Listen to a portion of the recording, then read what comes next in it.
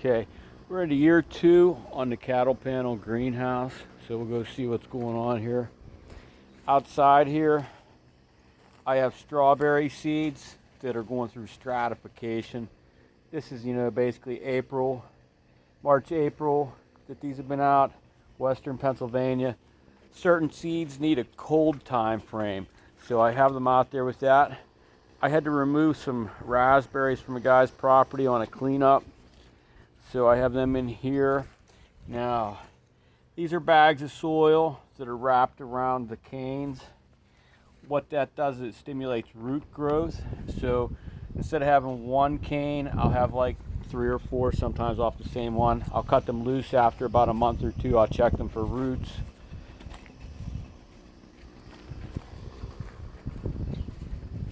Okay, inside here, I save all kinds of plastics for reuse.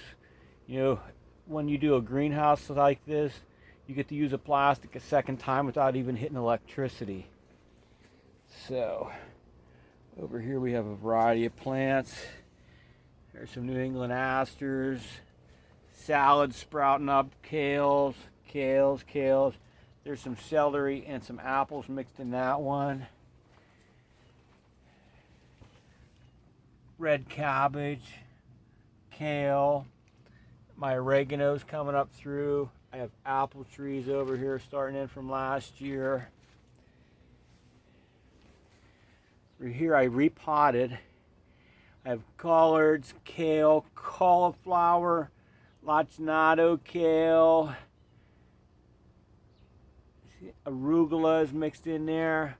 All of those are from already started. This is my catnip. It's starting to sprout. Okay. There's some tobacco seeds starting to sprout right there.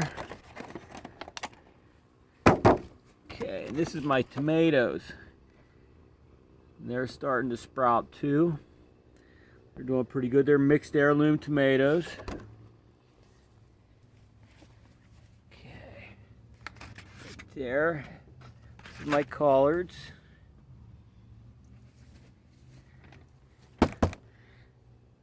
These are my peppers. There's only a few really starting to come up right now. There's the arugula.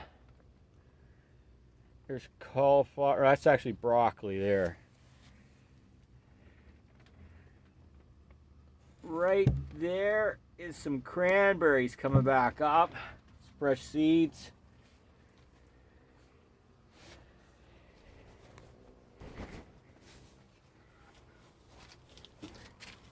These are mixed flowers. Zoom in here. That's a lupin starting back up through. Here is turnips. Okay. Pretty warm in here too. I use light bulbs to keep it warm inside of here. Now here's one of my projects I've been working on. These are sprouted apple seeds. They're from local red flesh apples. The apples were kind of like a tweener. They're like a large crab apple or a small apple. Now here's one of the things you learn when you're doing apples. They're not true to the parents. Apples don't self-pollinate. So the red apples, see how you have a red and a green stem there coming up through? Now, if it doesn't have that red, it won't have any red flesh or red skin. Now, just because it has a red in the vein doesn't mean that it's going to be red flesh. It could be a red skinned apple too. But if it doesn't have any red at all, it's not going to be a red apple.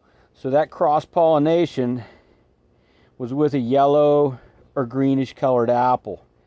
So I'll be separating these a little bit later. Some of them I'll separate, and I'm going to keep the red ones for myself. And the ones that are green and yellow, I'm going to separate out and sell on my regular stuff that I sell. Now, they will carry the red flesh genetics mixed within them, so you may someday get a red flesh one from the seed from it. But I'm sticking with just the red fleshed ones that I get here, that I see have a red stem coming up through. And I'm going to keep propagating them until I do come up with my own apple eventually. But there's a lot going on in the greenhouse. And then, like, I have crab apples coming up through. You know, some store-bought apples. I have some of them coming through.